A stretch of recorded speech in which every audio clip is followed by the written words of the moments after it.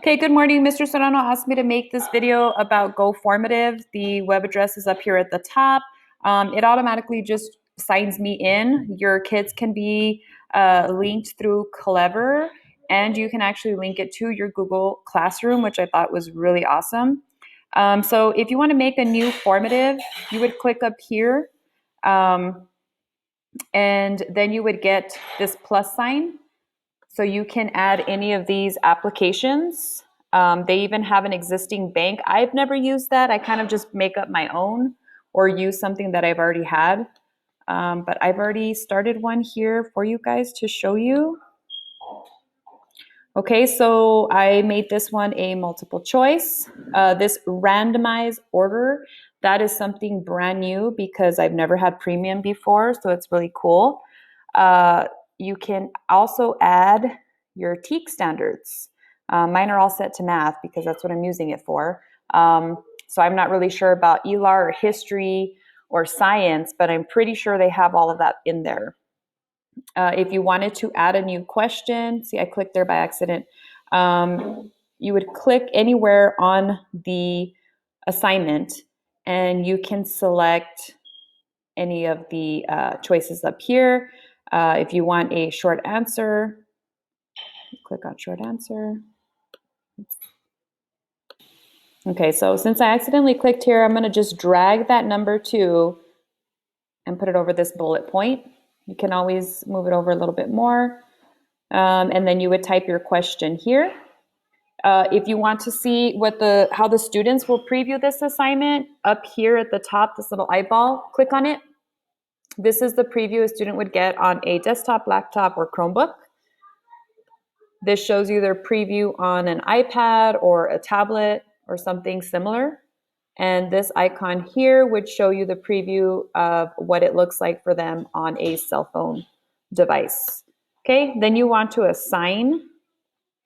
I'm going to assign to guest students. And you want to click down here to adjust the settings. I've never used individual students only because that's a premium option, which we now have. And the schedule open and close times, again, that's a premium option. So I'm kind of excited to finally get to use that. After submission, you have these choices. You can allow kids to go back and edit, make it hidden so they don't like re-enter, or keep it visible but will not allow edits. I usually keep it here. Return scores. If I'm doing practice with the kids, I show them instantly. So as soon as they type in the answer for number 1, let's say, and they get it correct, then it'll show them a green dot at the top that shows them it's correct, or a red dot if it's incorrect. If you don't want them, you would do when it's closed, and it'll just give them a blue dot saying that they've answered the question. So that way they don't turn in anything blank. And then again, you can randomize the questions. That's also a premium. So these 3 here are premium. And then you would assign to your students, and you can give them this. You can enter the code. I just let my kids know it's on Go Formative. They know how to log on. Okay, so let's go back here. Here are my classes. You can sync it to your Google Classroom, which is really awesome.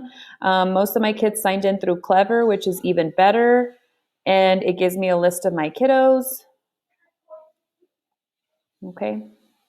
And then this is the cool thing, is the tracker. So I am going to track, I don't know, let's see, 3rd period.